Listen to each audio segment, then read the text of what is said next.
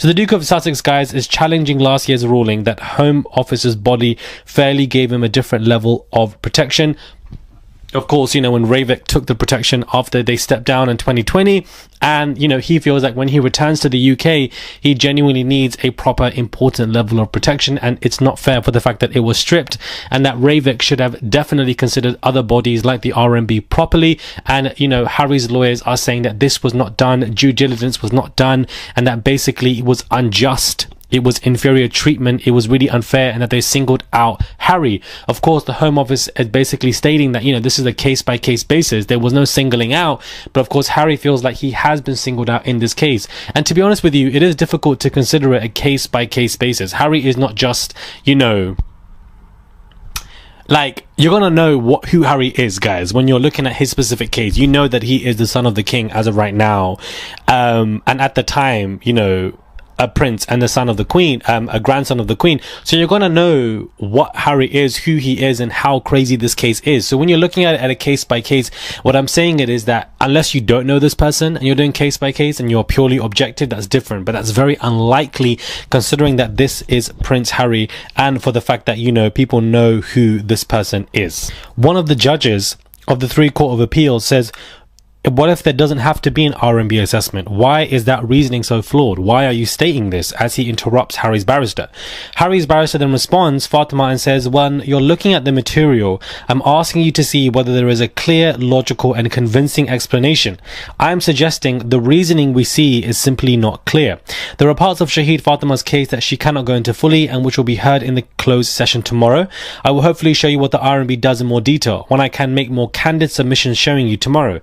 It will be my submission that there are things that the RMB does, very significant things, views that it gives that are now being done by others. Harry's barrister argues that there are errors in the original judgment. That's basically the case of Fatima. She is basically stating that you know, has turned to errors she's arguing. She focuses on the 2017 Reykjavik term of reference, which are repeatedly referenced in the original judgment, and whether they require the committee to complete a risk analysis by the RMB board. Harry's lawyers say no RMB analysis was taken prior to the choice to downgrade his security. Fatima argues that there are laws in how the judge treated the terms of reference, amongst which is his agreement with Home Office's position that this document and the other later terms of reference cannot be treated as hard-edge policy documents. Interesting. So she's going back to terms of reference from Reykjavik within themselves. According to Fatima's argument, she also states that there does not appear to have been any formal meeting nor any official notes regarding the Duke's security. Fatima has further set out that the prince did not have access to the detail on how choices about his security were even being made. Interesting, guys. Very interesting, strong points from Fatima. And today's hearing is an appeal against the previous judgment. For those of you who don't know, I just want to echo myself. And Fatima has argued that the previous judge did not properly evaluate the evidence at all. Meanwhile, barristers representing the Home Office will begin to address the court once Fatima is finished, and their written submissions put forward that Harry is relying on an inappropriate formalist interpretation of the Reykjavik process is basically what their argument has been.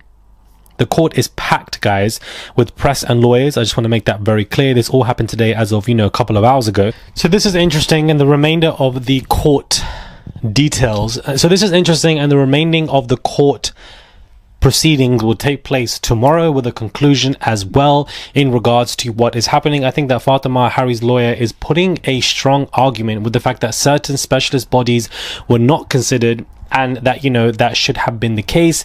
Obviously referencing, you know, Reykjavik's own words and using them against, and, you know, basically, even if the security hasn't completely been removed, for the fact that he's been stripped, and it's obviously, you know, been a step down hugely without even notes and formal official stuff being taken, is a pretty big thing to consider. He feels it's unjust. He's been singled out, and of course for Home Office to say, well, this is the case by case, doesn't make any sense to me, to be honest with you, because we know who Prince Harry is, and for the fact that certain levels of security should have been done, certain processes should have been done in regards to contacting RMB, which basically were not done. And, you know, it's not clear as to why, is what Fatima is stating. So we're going to see what's basically going to be concluded tomorrow. But Prince Harry was in court today. This was the gist. This was the, you know, the review that I wanted to give you guys. Hopefully you guys can understand what I'm saying. It is a little bit confusing, that I will say, especially with all of these abbreviations and terms and bodies. It can be quite confusing when we are discussing this, but hopefully you guys get Hello and welcome to Royal Chronicle. I just want to take a moment to thank you all for your incredible support. May God continue to bless you. I love you all so much, and together we'll keep spreading positivity about Harry, Meghan, Archie and Lilibet.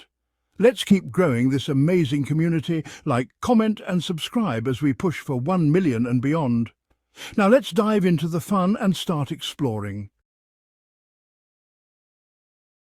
Royal Revelations, Murad Merali unpacks Prince Harry's controversial media narrative. In his characteristically incisive style, YouTuber and royal commentator Murad Merali delved deep into the intricate web of controversy surrounding Prince Harry, meticulously dissecting the allegations of media manipulation and personal narrative control. Merali's analysis scrutinized the nuanced dynamics between the Duke of Sussex and the British media landscape, highlighting how Harry's strategic communications and public statements have potentially reshaped perceptions of his personal struggles and familial tensions. By examining leaked information, public statements and contextual evidence, Merali shed light on the complex mechanisms through which Harry has attempted to manage and reframe his public image, suggesting a calculated approach to navigating the intense scrutiny that has long defined his relationship with the press and the royal establishment. The rise of a digital media commentator, Murad Merali's path to YouTube prominence. In the ever-evolving landscape of digital media commentary, Murad Merali has emerged as a distinctive voice, carving out a reputation for meticulously dissecting celebrity narratives and controversies with surgical precision. His YouTube channel has become a go-to platform for viewers seeking nuanced, in-depth analysis that goes beyond surface-level gossip, transforming complex celebrity stories into compelling narratives that capture the attention of thousands. Known for his methodical approach and commitment to unpacking intricate media dynamics, Merali has distinguished himself from typical online commentators by bringing a journalistic rigor to his content, particularly when examining high-profile figures like Prince Harry and the Sussex royal drama. His ability to weave together research, insider insights, and a sharp critical perspective has positioned him as a respected commentator in the digital media landscape, where his detailed breakdowns of celebrity news have garnered him a significant and loyal online following. Royal ruptures Merali's exposé on Prince Harry's family fallout. In his characteristically incisive style, Murad Merali dissects the intricate and increasingly fractured relationship between Prince Harry and the British royal family, offering a nuanced perspective that goes beyond mere tabloid speculation. Drawing from multiple sources and insider insights, Merali meticulously unpacks the series of events and public statements that have progressively widened the chasm between Harry and his familial heritage, particularly focusing on the perceived betrayal narratives stemming from his explosive interviews, tell-all memoir and Netflix documentary. The digital commentator carefully examines how Harry's repeated public revelations about internal royal dynamics have systematically eroded traditional familial bonds, suggesting a complex narrative of personal hurt, generational conflict, and a fundamental disagreement about the role of transparency versus institutional loyalty within the monarchy's intricate social framework. The royal rift: Harry's marginalisation and family tensions. In his probing analysis, Murad Merali delves into the intricate and increasingly complex narrative of Prince Harry's perceived marginalisation within the British royal family, meticulously examining the underlying dynamics that have seemingly pushed the Duke of Sussex to the periphery of the institutional monarchy. By scrutinising the interpersonal relationships between Harry, Meghan, and the remaining core members of the royal establishment, Merali unpacks the nuanced tensions that have gradually eroded Harry's once central position, suggesting a systematic and deliberate process of distancing that extends beyond mere familial disagreement. The investigation reveals a multi-layered scenario where personal choices, media representation, and institutional protocols have collectively contributed to Harry's gradual isolation, painting a compelling portrait of a royal member who has found himself increasingly estranged from the very institution that defined his identity for decades. Royal Rebellion Harry's quest for autonomy and personal identity.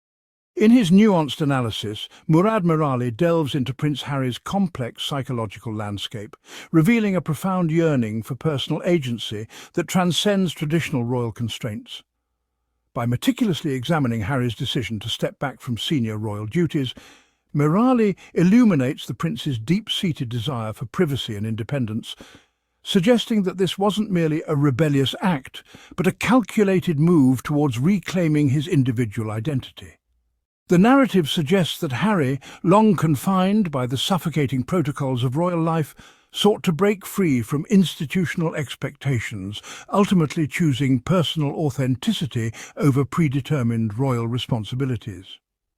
Merali's perspective posits that Harry's controversial departure represents a strategic attempt to construct a narrative of self-determination, where personal well-being and individual choice take precedence over generational expectations and monarchical traditions. The royal rift, media fallout, and family tensions.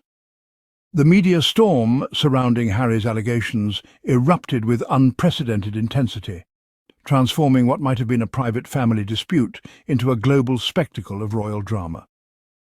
Merali meticulously dissected how the controversy not only captured international headlines, but also exposed deep fractures within the British royal family's carefully curated public image. The potential long-term consequences seemed profound.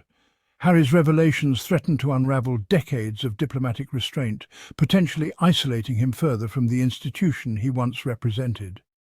With each sensational claim, the public's fascination grew, and the royal communication teams found themselves struggling to manage a narrative that was spiralling beyond their traditional control mechanisms. The ripple effects extended far beyond mere gossip, suggesting a seismic shift in how the monarchy might need to confront internal conflicts in an era of increasing transparency and personal accountability. The unfolding drama. Harry's controversial departure and future implications. Drawing from the intricate layers of the Sussex saga, Merali predicts a complex trajectory for Prince Harry's ongoing narrative. The controversy surrounding his alleged estrangement from the royal family seems poised to simmer, with potential for periodic media resurgences that could further strain familial relationships. While complete reconciliation appears challenging, Merali suggests there might be subtle diplomatic openings, particularly as time passes and emotions potentially cool. The ongoing tensions, he believes, will likely continue to be fueled by competing narratives and personal memoirs, creating a sustained public discourse that keeps the royal drama in the spotlight. Ultimately, Merali anticipates that the resolution, if it emerges, will be gradual and nuanced, requiring significant emotional labour and mutual understanding from all parties involved in this deeply personal and publicly scrutinised family dynamic. The royal rift, Prince Harry's controversial narrative unravelled. In his comprehensive analysis, Murad Merali ultimately concludes that the Duke of Sussex's narrative of being pushed away from the royal family is fundamentally flawed and strategically self-serving. By meticulously examining the available evidence and public statements, Merali suggests that Prince Harry's portrayal of victimhood appears more calculated than genuine, potentially undermining the credibility of his ongoing public grievances. The significance of this controversy extends far beyond mere family drama, representing a profound deconstruction of royal mythos and the power of personal storytelling in the modern media landscape.